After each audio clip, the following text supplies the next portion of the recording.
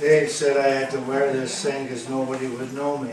I mean, you know, years of digging in attics, cellars, dusty archives, diaries, all of that stuff, writing my head off, speaking my head off. Nobody knows me. Hey, where are you?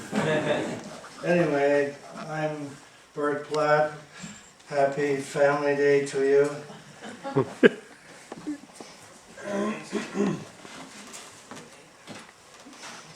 Actually, there's a lot of things going on right now.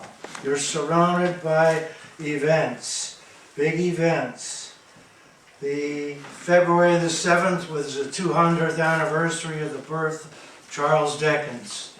And you know what he gave to the world.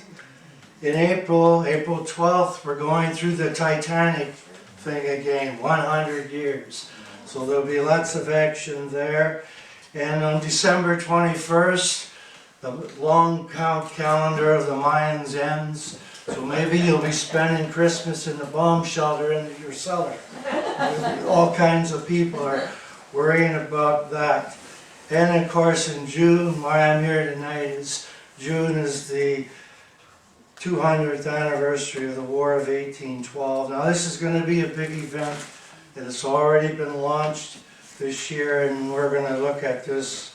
And this is why I'm here tonight, to sort of give you some of the background to it, because a lot of people haven't got a clue what it's all about. They know there was some sort of a fight. They don't know really much about it. Out of this war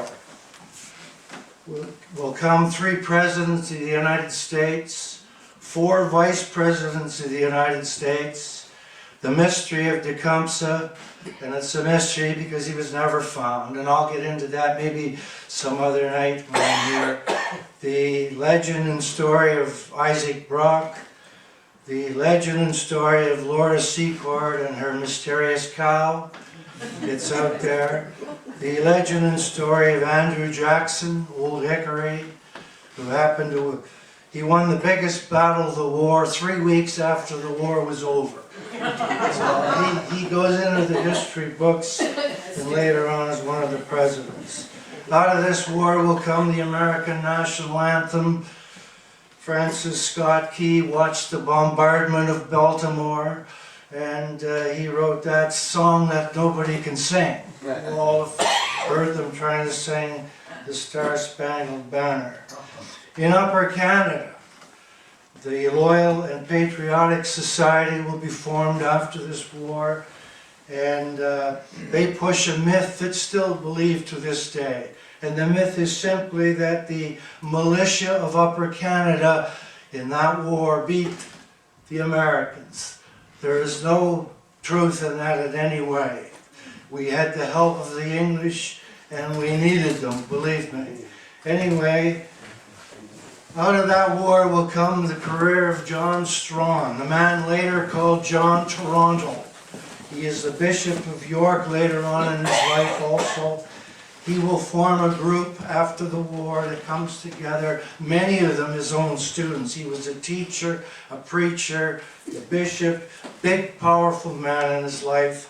He will form a group called the Family Compact just after the war. And it'll take a rebellion in 1837 to bring him down. And so the war is important, and it's there's all kinds of things going on now. Do you want that board brought up the front? I don't, what is that board? Is that not yours? No. Oh, okay, sorry. You can bring it up if you want. No, I'm right here. Anyway, there's been you've got to have picked up on this already. There's been articles in the paper, and we're having Peter Monahan next month, and you're doing something, I understand. The Alliston Historic Society had Peter there. He did his thing there. He's been writing things. And so Maclean's did a spread on the damn Yankees. The Legion magazine, they did a very good article on the war. Maybe you got to see it. There's going to be all kinds of events. The Canadian Heritage Minister launched this last October. piles of money are going to be poured into this event. It's going to be over 100 historical reenactments across the country. There's going to be a permanent 1812 memorial built in Ottawa. There's some dispute about it being there. Some people think it should be at Niagara, where the action really was heavy, and so on. The City of Toronto is creating a book of remembrance. Parks Canada is involved. They're going to recondition some of the National Historic Sites. Canada Post is bringing out stamps, probably of Brock and Laura Secord and her cow, I don't know. There's all kinds of things going on. The Toronto Star did a spread and so on. So it's coming fast and furious. There's just been a book published by historian Alan Taylor, and it's receiving great reviews and so on. Historians look at this. It is a largely forgotten war now. Freeways and concrete towers have replaced dark forests or plowed fields where hard men fought desperately. The bodies of the war victims and heroes alike, in red or blue cloth or a native buckskin, lie largely forgotten under the concrete. Pierre Burton, he's got some good writing. If you want to read about this, go to Burton.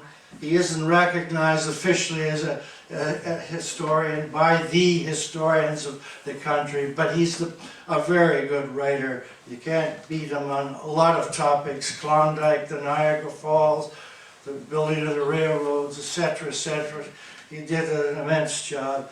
He says, and what about the victims of this war? History will ignore all but a handful of these people.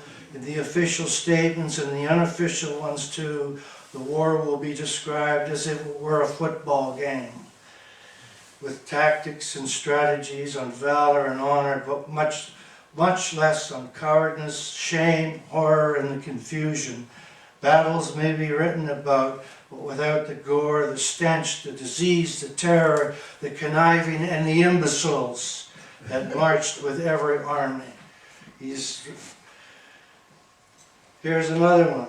Mr. Lauer, the war itself was satisfactory to all parties in that both sides won the war. And the American tradition is one of glorious victories, and so is the Canadian. The British, who did most of the fighting, have no tradition at all. If you go to a British history textbook, it isn't even mentioned. They had other problems at that time. It was a war of hasty retreats, of muddle-headed planning and incompetent generalship, interdispersed with a few sharp actions. Here's another historian.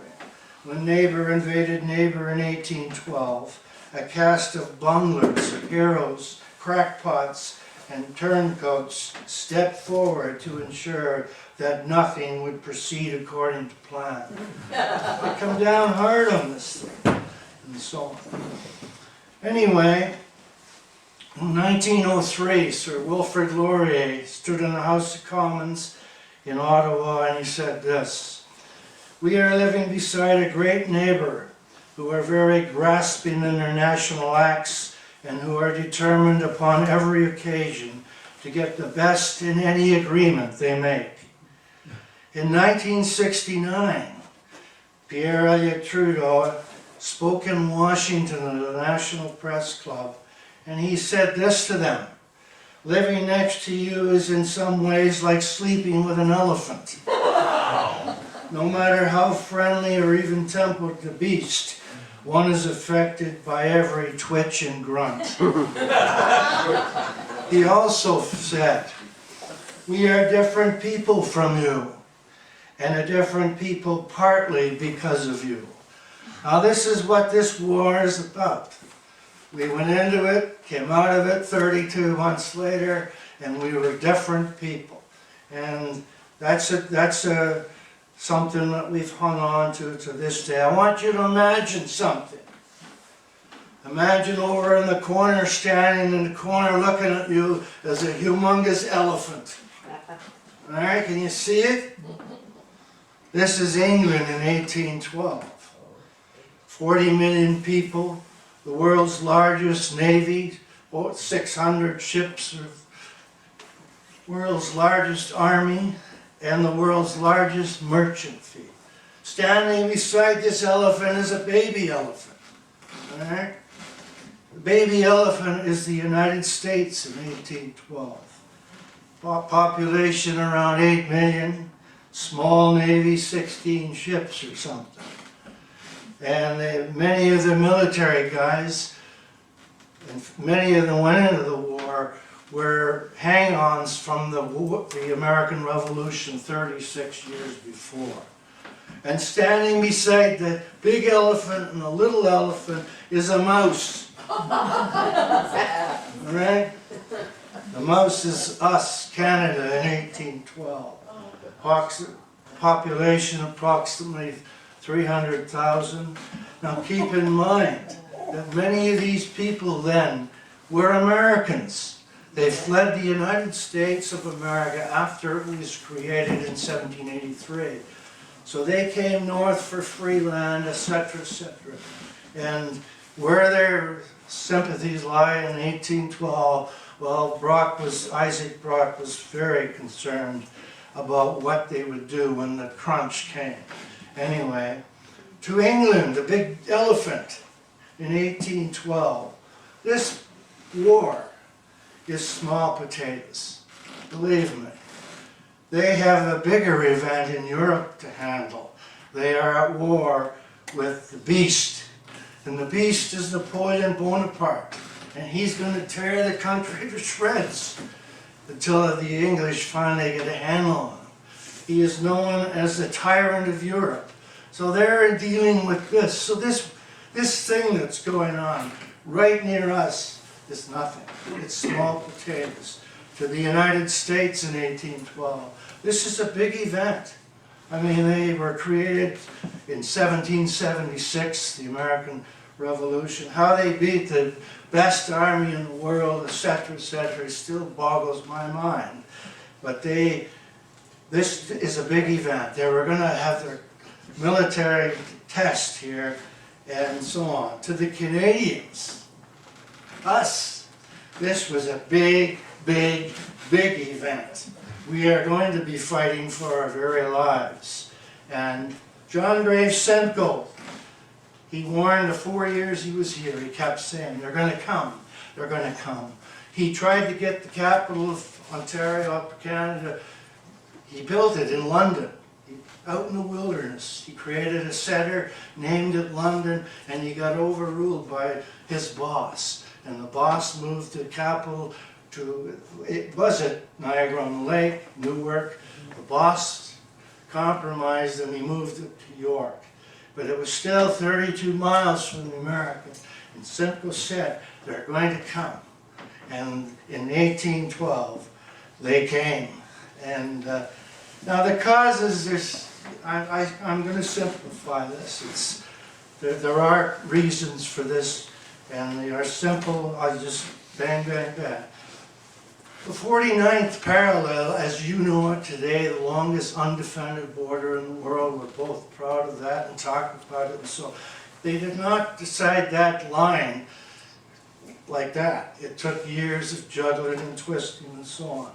In 1783, when the 13 colonies became the United States of America, the treaty, the peace treaty there, gave the West to the Americans. And the Ohio Valley was a very rich fur trading area, and it was swamped then by the Hudson Bay Company. And they were happy being up there, trading with the Indians. And all of a sudden, the Americans came along and said, boys, it's over, get out. And the Hudson Bay boys, they stalled and stalled and hemmed and hawed, and they would not move. And this starts to agitate the Americans with stalling, stalling, stalling. Out there in the same place were the Indians, Amerindians, whatever you want to call them. Now these guys had been involved with the fur trade right since the days of Champlain. They made the fur trade work and so on.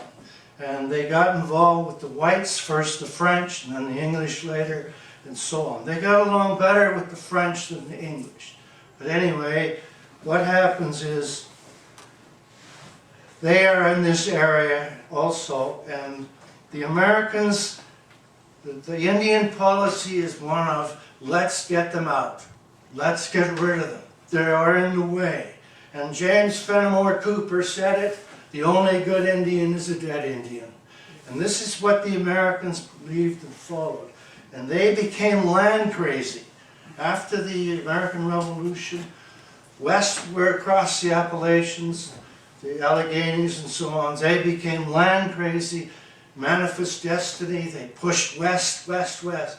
So many miles a year, and everything in the way was changed, including the Indians. So what happened was, the English out there, Hudson's Bay fur traders, they worked with the Indians. The Indians didn't want to work with the Americans because they treated them, they exploited them.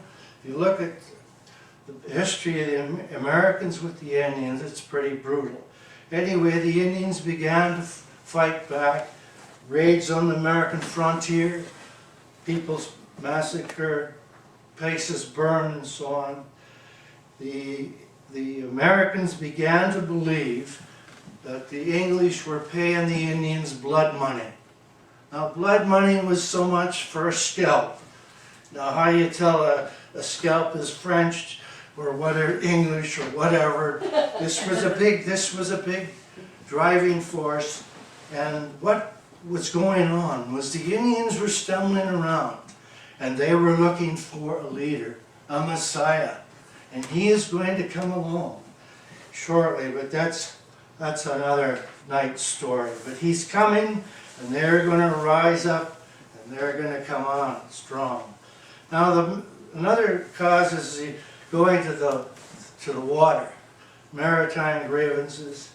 Now, service in the British military, either the Army or the Navy, at that time was brutal. And discipline was severe. There's great desertion, both Army and Navy. And so what happens is, fighting with Napoleon, they need men to go to war.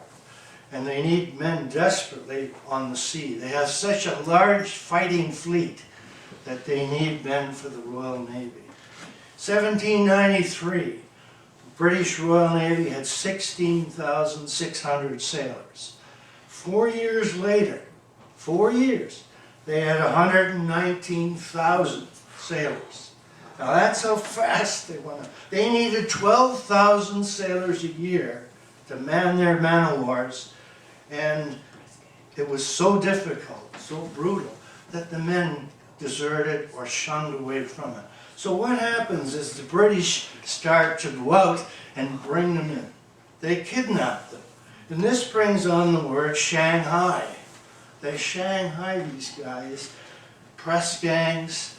You know, they'd go in a pub to have a beer. These guys on leave or out from the farm, they'd go in and have a beer, and they'd have a beer and the floor would cave in on them. Trapdoors all over the place. Or the famous Mickey Finn was served. A Mickey Finn is a drug that's potent. Conk, you're gone. Out goes the floor and down into the cellar. You wake up on board a British man-o-war 20 miles out at sea. This is what they start to do. It's a terrible situation. These guys are impressed to serve. These men caught entered a harsh, dangerous, badly fed and underpaid servitude that usually lasted until the sailor died or the war ended. Now, if you want to read about this, a good book is Richard Henry Dana's book, 2 Years Before the Mast. They made it into a movie, I think, 100 years ago with Alan Ladd or something. But it's about servitude, impressment. I don't want to go to war. I don't want to go to, I got a wife out. I just came in to sell my grain. You're serving for 2 years on this ship and away. Anyway, the British start to stop American ships at sea, and they start to look for deserters. This was the reason. Example, June of 1807. The United States ship Chesapeake, bound for the Mediterranean, minding its own business, with 4 deserters on board. They're stopped at sea.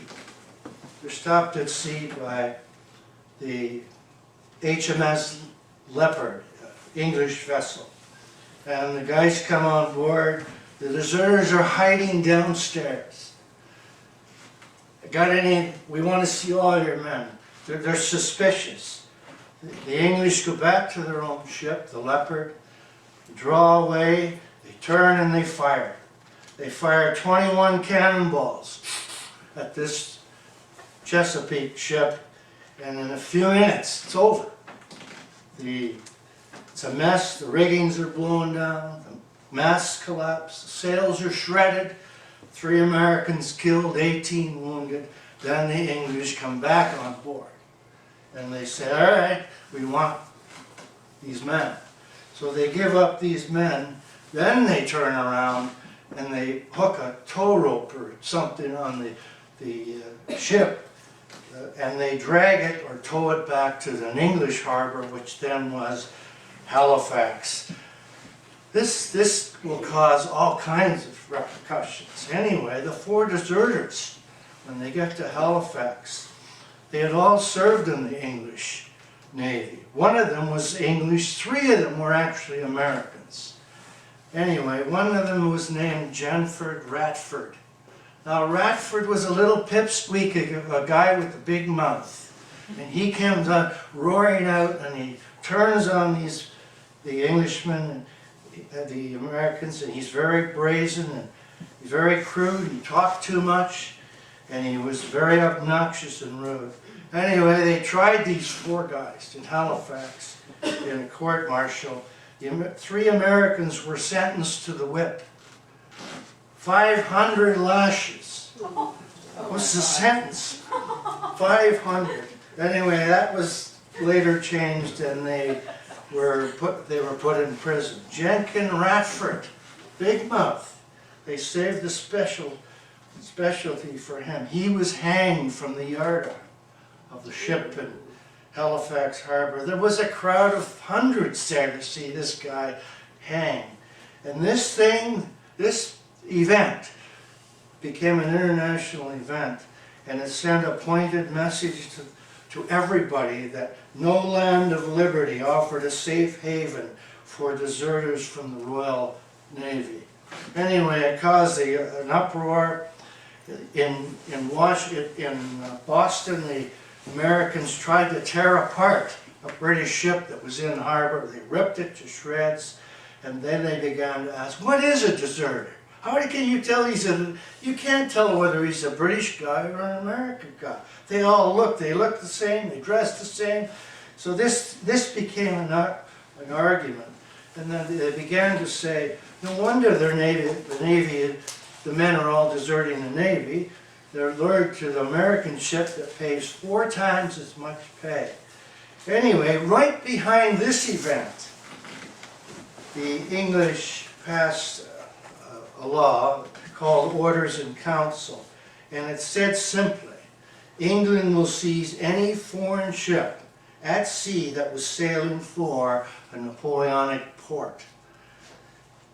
1812, 400 American ships were stopped at sea, and delayed, sometimes deserters taken off. It causes all kinds of problems. The last cause is personalities.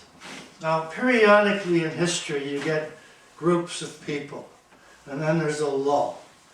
In the American Revolution, you had some amazing personalities come out of the woodwork. I mean, you had Washington, Nathan Greene, Isaac Putnam, Ethan Allen.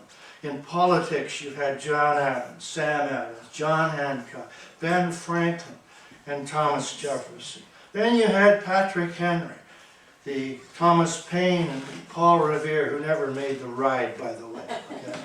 These are great personalities. You could talk an evening about any of them. Then there's a lull. In 1810, by 1810, there's another group coming forth. in the United States. And they appear at this time, and these guys dominate the American Congress in 1810.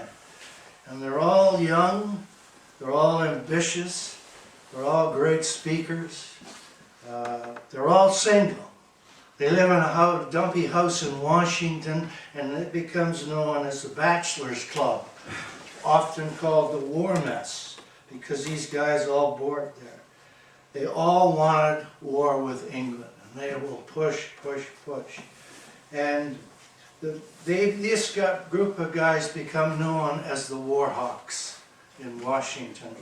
There's John Calhoun, Daniel Webster, Henry Clay, and Clay is the leader. Henry Clay is an interesting dude in American history. He's a fervent orator, and he's the speaker for the Congress there, very handsome, an unusual smile. He's interested in all things. He thinks nothing of invading the floor of the United States Congress and speaking for 5 hours at any time. He's an immense speaker. He dominates the American Congress and the War Hawks. And Clay's point of view about this upcoming problem, this battle, is the conquest of Canada is in our power. The militia of Kentucky alone is enough to place Upper Canada at our feet. And that's a famous quotation in American history. And then right behind him comes the old sage of Monticello, Thomas Jefferson. And he says, right behind Clay, he says, the conquest of Upper Canada is a mere matter of marching. So here we go. The president at the time is a little guy, 5'4", 100 pounds. His name is James Madison. They call him Jimmy. All right? He's married to the woman who should have been the first female president of the United States, Dolly Madison. She was a bombastic, colorful, loud. She's married to this little weak man. And she dominated the White House, or whatever it wasn't the White House till later. She dominated the mansion, they called it, I think. And she dominated him. Someone called him at the time, James Madison is a withered little apple John. So I don't know who's running the show, him or Dolly, but anyway, James could hardly make himself heard in the American Congress. And these war hawks are gunning to, let's get going. So it's an unusual situation. And James is trying to do what Washington set out to do. When Washington left to go home, he said, he threw out the idea of neutrality. Stay out of it. And this has been the American quest for years and years, right up to Pearl Harbor. Stay out of it, stay out of it. And so on. So they stayed out of World War I until finally they came in late. Okay? That was Madison's stand. Well, we don't want to become involved. And on comes these guys. Let's go get them. Let's do it. And so on.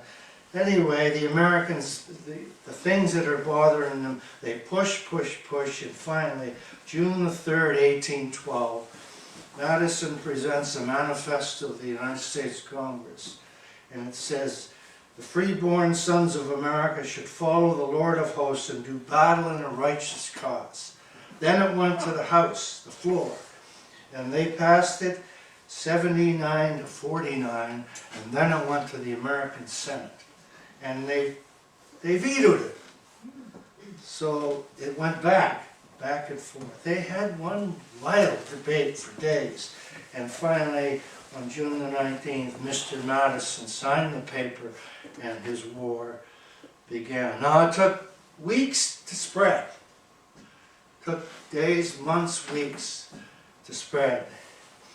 In the Niagara Peninsula in Upper Canada, Isaac Brock, Major General Sir, was having dinner on our side of the Niagara River, and someone handed him a dispatch, and it said that we are now at war. He was entertaining American officers at dinner. So he gets this message, Your enemy's sitting across from you. Don't eat the food. Anyway, he closed it up, they finished the meal, had a drink of wine, toasted each other, and then he told them, we are now at war, and they went home, and 3 days later they were ready to go. The Americans are like across the river, ready to go. And in Halifax, the newspaper announced, the madness which has for many years prevailed the European continent has at length reached the hemisphere, which is now to be visited by war and all its horrors. Now this will begin. It'll take 30 months to unfold. Remember, England's playing around with Napoleon, and he keeps them busy, I'll tell you. Most of the fighting takes place right here, right on Niagara River, Niagara Falls, Queenston, and so on. There's few roads at the time. Most travel then was by boats. It is a seasonal event. These guys quit when it gets cold and snowy, they quit. And there's all kinds of bungling. You have no idea of the bungling. The Americans are terrified of the Indians, who will come to us slowly when they get the man that they've been waiting for. He's coming, and they move towards Brock. And the Americans are fearful of, they've heard the scalping stories, the torture stories. So, and the American army is run by old revolutionary guys that are right out of it. And most are past their prime. The French in Lower Canada are not really too interested in the war. And the Atlantic province, not too interested in the war. Many of these people will help the Americans, actually help them to come. So it's basically in our province and so on. And there is a book out there called The War That Nobody Won. And nothing, when they signed the peace treaty again, nothing changed hands. It really basically was a war fought for fun. There's lots of killing, lots of this and that, but it basically proved very little. But a few heroes came out of it, a few myths and legends and so on. Now here's the latest thing. I just got this. This is the Globe and Mail, Jeffrey Simpson. His column here. Some wars are horrible but necessary, such as the Second World War. Others are horrible and stupid, such as the War of 1812. That's his opening shot. Okay? And he goes on and he nails this about all the money we're going to spend on this thing that he calls an absolute folly.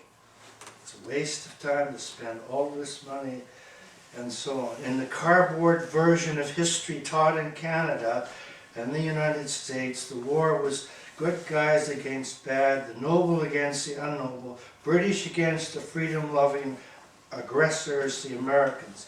We have Isaac Brock, the only competent general on either side during the entire war, and Laura Secord. Okay, now you gotta look into Laura Secord. She is not a box of chocolates, all right? And the woman on the box is not Laura. You gotta believe it. The whole thing is blowing right out of the sky. And the cow, well, anyway. The Americans have Commodore Oliver Perry and General Andrew Jackson. Before a penny is spent from the fund, which the Harper government has set up, everyone associated with this, and as many Canadians and Americans as possible, should read Alan Taylor's The Civil War of 1812. That's the latest book on that. Anyway, he says this should be called off entirely, all the celebration, and the money should be spent teaching people on both sides what really happened and what a folly the whole thing really was. So that's the latest thing. Now we're going to pursue this, we're going to look at a few more things in the next few months. You're on, what's your topic?